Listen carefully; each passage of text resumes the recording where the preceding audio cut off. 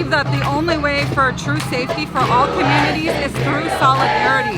It's through working together to free us all against oppression. There is no one kind of oppression that matters more than the other. And so, we're actually seeing so much more of an emphasis on anti-Semitism, with protests being unfairly labeled as anti-Semitism. Meanwhile, Palestinians in the U.S. have been shot at, have been killed, including a 6-year-old in Chicago, including a student in Virginia who is paralyzed permanently now.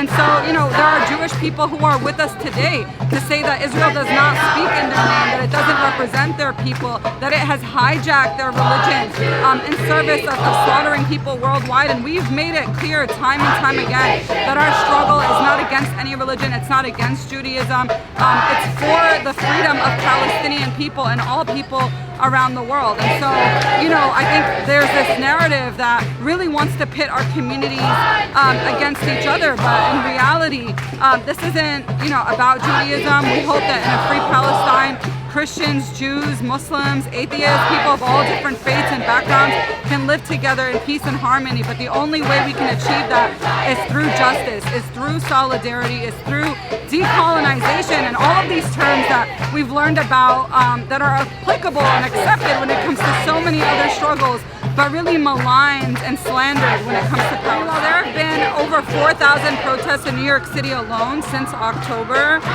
when it comes to Palestine and these different issues. So I don't think, this issue of anti-Semitism is very prevalent at protests, the way that the media, takes it and makes it, a hysterical headline.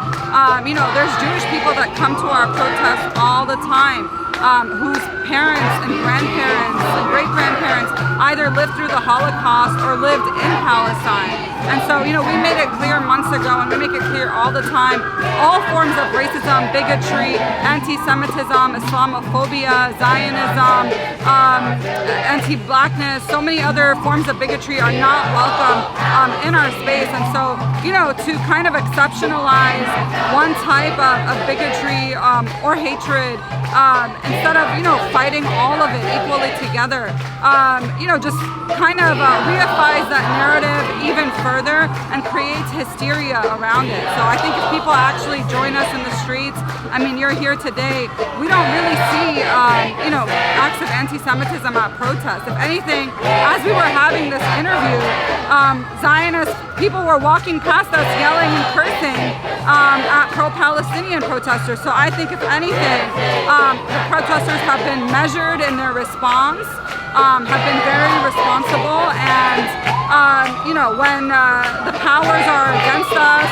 when city officials like Eric Adams and others manufacture consent for genocide, they are fueling the hatred that is causing attacks and divisions between New Yorkers.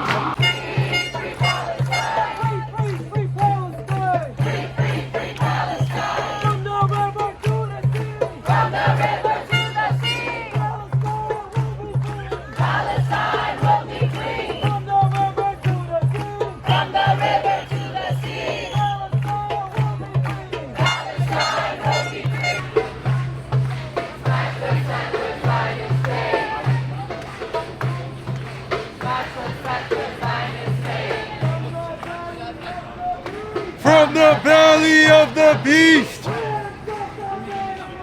hands off the Middle East.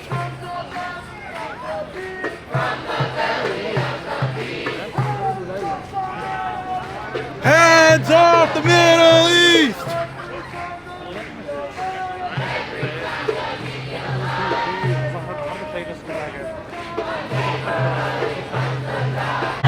You will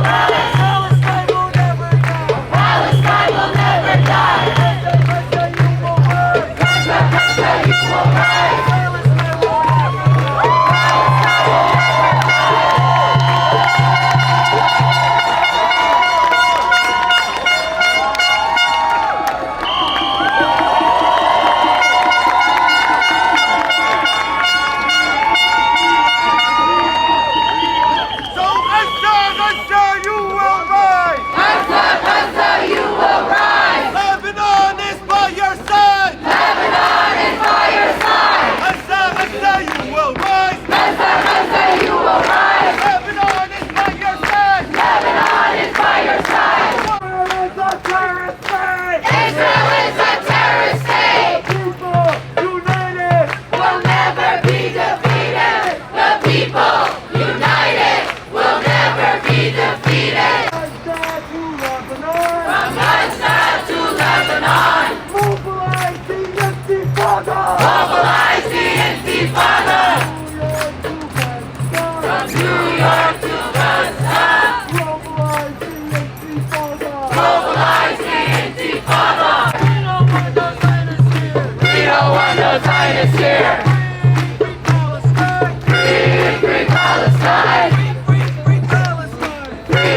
Free Palestine!